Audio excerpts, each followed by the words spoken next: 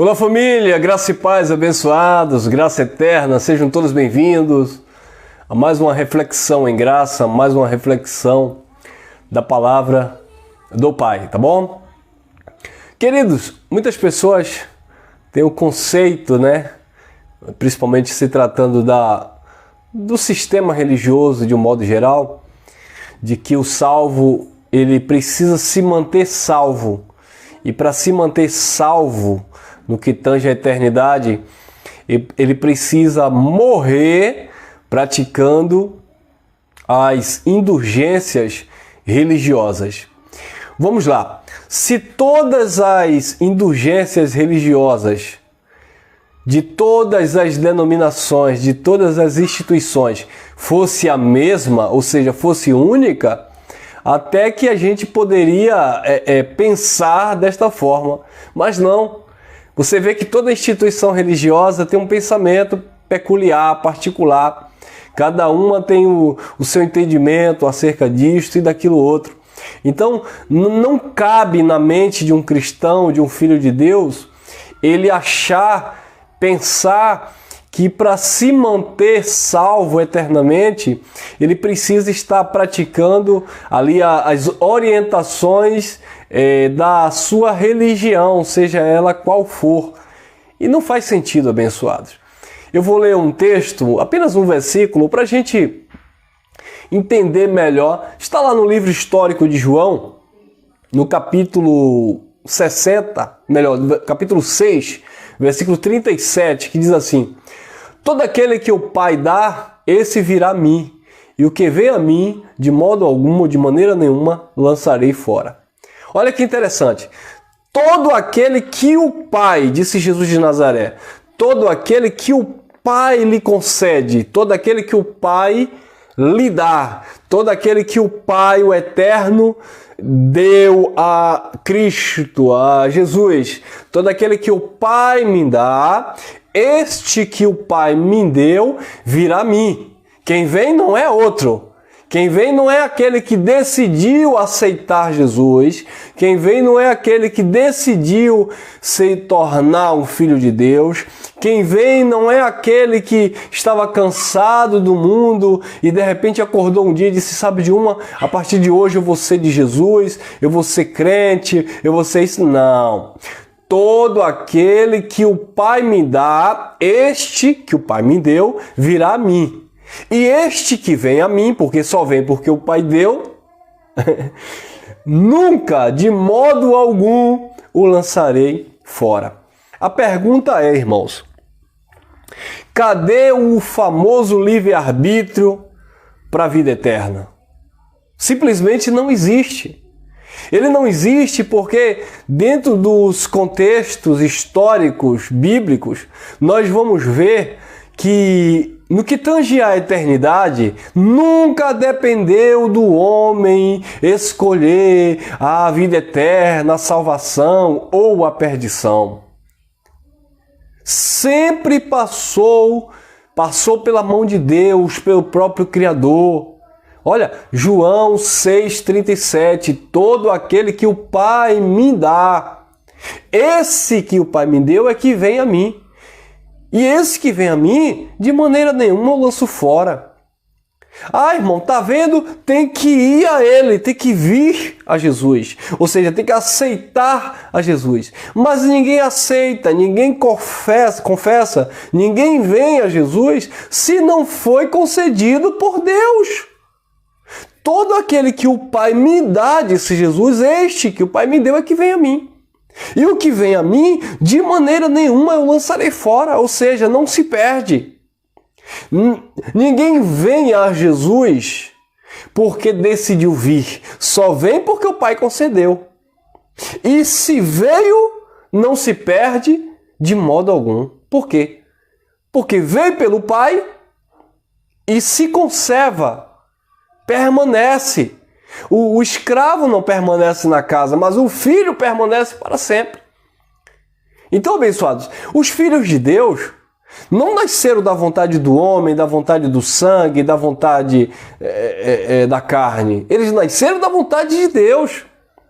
Romanos capítulo 8, versículo 29 ao 30, diz: aos que dantes conheceu, aos que antes ele conheceu, também predestinou, e aos que predestinou, também justificou, e aos que justificou, também santificou, os que santificou, glorificou.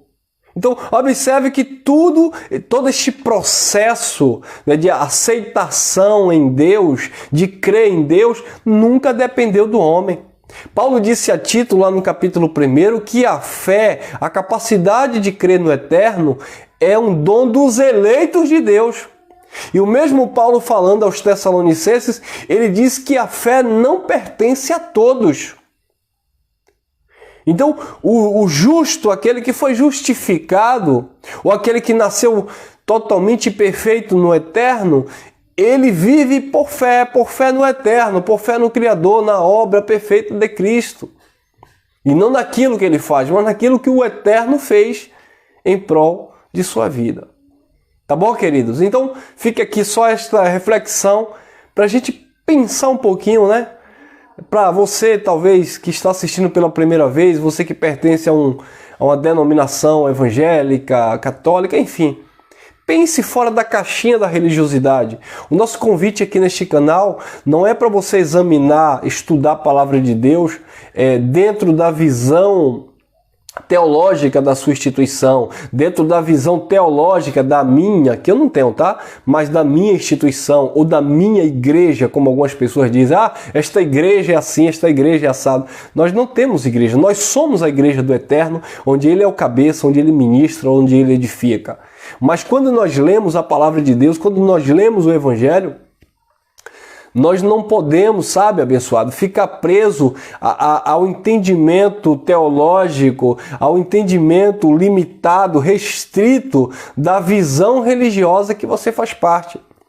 Então, todo religioso, ele só lê as Escrituras se fundamentando, se baseando naquilo que o seu líder, que o fundador da sua instituição escreveu, daquilo que o fundador da sua instituição pregou. Pode ser assim. Precisamos olhar para as Escrituras com olhos iluminados e deixar a própria Escritura ministrar no nosso espírito. O próprio Evangelho, ele tem respaldo, porque a palavra de Deus, ela é viva e é eficaz e é mais penetrante do que a espada alguma de dois gumes.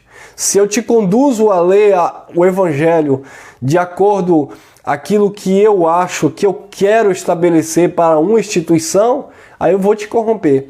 Mas se eu levo você a pensar pelas Escrituras, eu levo você a meditar pela palavra, você aí sim vai crescer na graça, no conhecimento do Eterno e entendendo que a vida eterna está nele e somos quem somos pela sua graça. Disse Paulo, escrevendo lá aos Romanos, não depende de quem quer. Está lá no capítulo 9 da carta aos Romanos, Deus falando: para isso levantei Faraó, falando com Moisés, e Paulo repete, né, essa história que aconteceu lá em Êxodo capítulo 7. Paulo diz: por isso Deus falou a Moisés, para isto levantei Faraó, para nele manifestar minha grandeza, o meu poder. Ele endureceu o coração de Faraó para manifestar o seu senhorio e a sua onisciência, a sua onipotência, a sua onipresença. Então, não depende de quem quer, não depende de quem corre, mas de quem Deus se compadece e usa de misericórdia. Lá no versículo 18 do capítulo 9, na carta aos Romanos, ele diz: por isso ele amolece a quem quer, ele também endurece a quem ele quer. Então, abençoados, somos quem somos pela graça dele. Precisamos reconhecer isso, que ele nos vocacionou com a santa vocação, ele nos chamou para sermos de fato filhos abençoados com todas as sortes de bênçãos. E como filhos que somos, devemos louvar, exaltar e engrandecer, reconhecendo o seu senhorio sobre as nossas vidas, tá bom? Deixo aqui essa reflexão.